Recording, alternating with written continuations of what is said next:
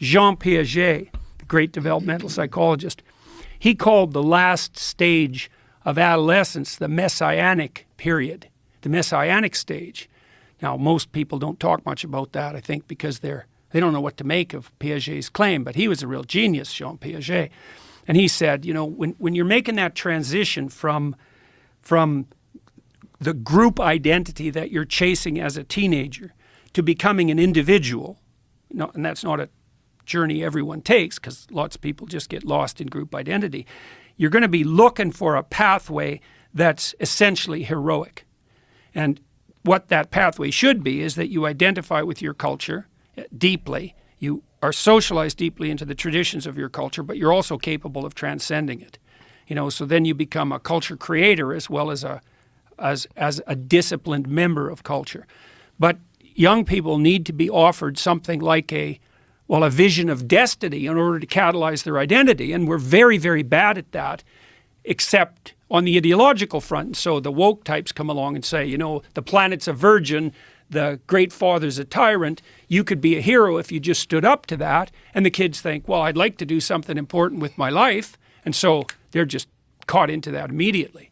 But because it's a one-sided story, a one-sided religious story is an ideology. And a great representation of that is what they've done with Greta Thunberg. Yeah, exactly. It's so funny, you know, because I thought 10 years ago, we live in the delusion of a disturbed 13-year-old girl. How did that happen? And then, you know, Greta Thunberg showed up, and I thought, oh, well, there we go. Now we've got the 13-year-old. I feel sorry for her, you know, because she was chased into this apocalyptic terror that we're trying to enforce on all our kids.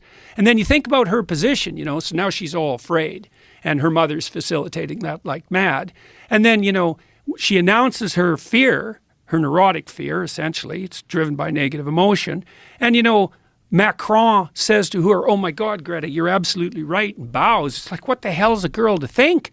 You know, because what she really wants is to freak out a bit and for someone calm and reasonable to say, hey, look, kid, you know, the apocalypse has always been on us. It's always the case that the future has the possibility of being dreadful. But, you know, we've conquered terrible things in the past and overcome massive obstacles, and there's no reason at all not to assume that we can do the same thing. That's a very important point. Well, yeah. It's such an important point because there's never been a time ever where everything was perfect. That's for sure. There's never been a time ever environmentally where the earth was stable.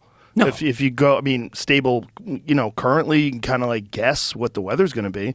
But if you look at like models of like thousands of years, it's never been flat. It's always been up and down, heats up. Well, the earth was an ice ball many times. Yeah, many times. Yeah, so yeah, well. Randall Carlson was saying there's been times in our like distant past where the CO2 levels and the oxygen levels were so fucked up that we were close to losing all life on Earth. Right.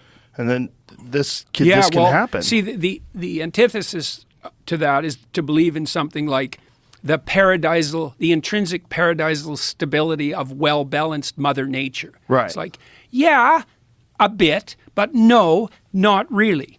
There's a lot of variability, a lot. And of course, that kind of variability, that's hard on people because you want a certain amount of stability so you don't die. Right, but it doesn't deny that human beings have an impact on this either.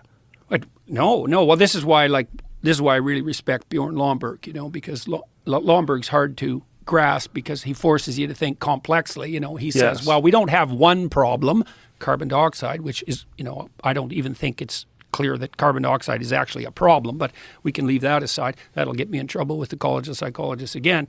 But, you know, Lomborg says, it's look, a factor. You know, it's a factor, yeah. But there's lots of factors, and God only knows what the most pressing problems that confront us truly are.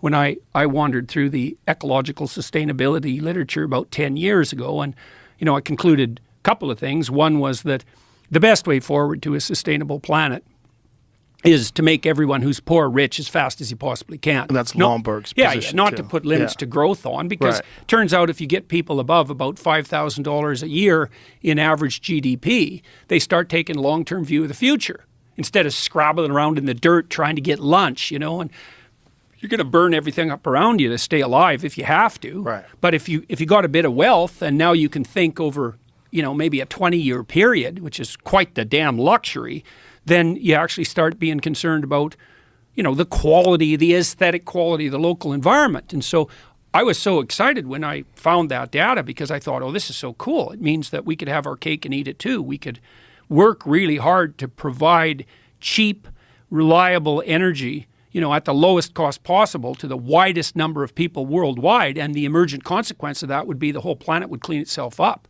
So wouldn't that be great? Because we could make our goal the eradication of absolute poverty, which we actually done pretty good at eliminating over the last 15 years, but we could really make that a goal. And then one of the consequences of that, inevitable consequences, would be a greener and healthier planet. And then you think, well, why aren't we doing that? And that's a question, all right. And I think part of the reason is I've been trying to understand the driving ideas underneath this globalist utopian tyranny that seems to be developing from the top down. And I think it's driven, at least in part, by this religious vision that I already described, that you have to construe culture itself, especially industrial culture, as the tyrannical father raping and pillaging everything in its way, which is an unbelievably dangerous way to think, too one-sided. And the idea that you have to impose limits to growth on people in order to have a sustainable planet. And that's allied with a view that probably stems all the way back to people like Paul Ehrlich in the 1960s, who really believe,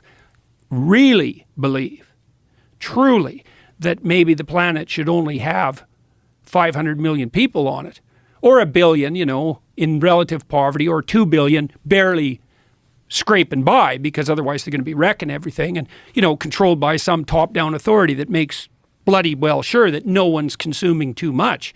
And so when I look at ideas like that first assumption, the planet has too many people on it, it's like, I don't like to hear people say that, because when I hear that, I think, okay, buddy, who exactly are you thinking about getting rid of? Oh, well, it's not like that. It's like, yeah, it's like that. It has to be like that. It is absolutely like that. And so, it's easy to get all paranoid conspiracy theorist about the WEF, say, and maybe there's some utility in that. But, I don't think anybody's sitting at Davos going, well, we got to scrap 7 billion people. But if the underlying narrative is the one I just described, virginal planet, tyrannical patriarchy, and rapacious individual, and you believe, well, we're overpopulated, like Paul Ehrlich has believed since really literally the mid-1960s, then how is it not going to be that the policies that you craft stemming from that narrative are colored by the belief that there's far too many people?